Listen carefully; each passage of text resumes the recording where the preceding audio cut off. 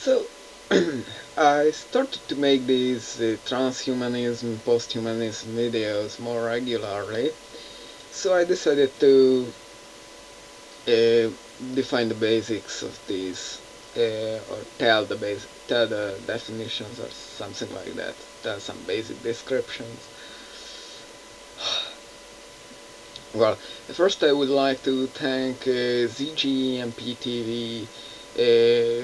helping me clearing some of the aspects of these. So, what is the main differences between transhumanism and posthumanism? There must be something, of course. Well, first takes posthumanism. Posthumanism is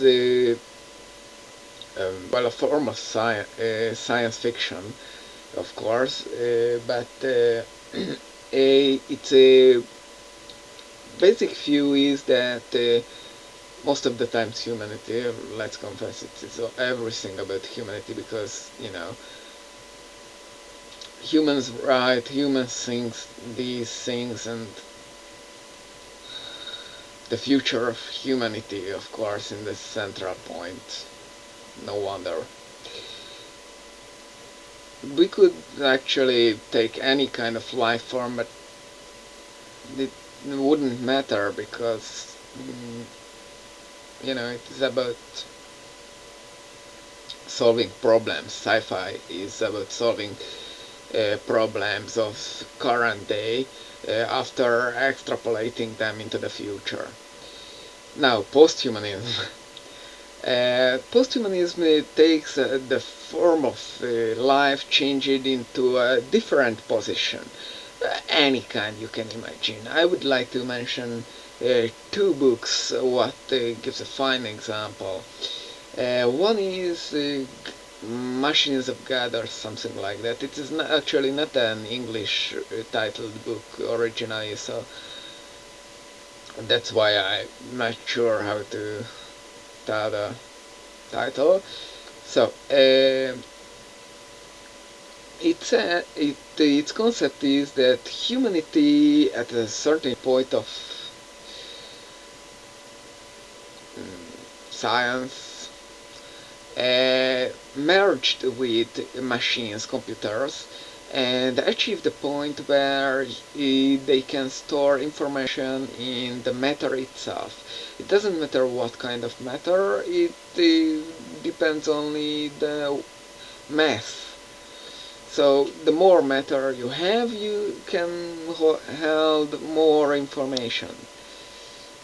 Of course, to not cause too much problem, it says less thing like when you ask the question, how can I on a spaceship the character smoke cigarette? Well, they just invented that and that in a bit. So they actually reach the mass of black holes, but they have a certain gadget that can transform them back, so that can circumvent the problem. Now the important thing is that we have these planet-like beings with intelligence. Maybe it is very similar to Solaris, maybe that is more well known. On the other, if you see this, humanity transformed into an absolutely other thing, but with all the high technology, it is capable actually more than ever. Now, on the other hand, posthumanism is not necessarily about achieving a more advanced state, whatever strange form that would be, but also there is when something goes an entirely different way. There was the book Planet of Orchids. It was actually a terrible book until you reach the end, and then you say, oh yeah, this is a fucking cool idea. What is it about? Well, the this will spoil the reading if you ever plan that, but whatever. So just skip a minute or something. Now,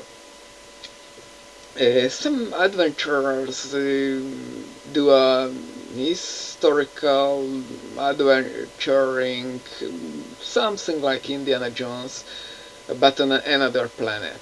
And they discover a long dead city, and they go to the center or wherever, and they actually find the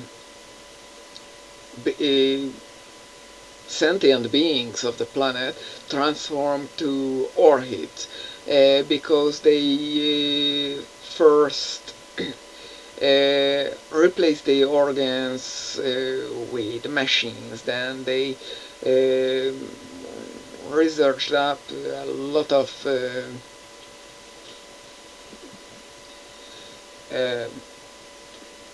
device that you can control other devices from a distance. Well, that's it. And after that they left more and more things on the machines, and they actually gave up everything but joy. So they transformed into an existence where they were somewhat immortal or were cloned, I'm not sure.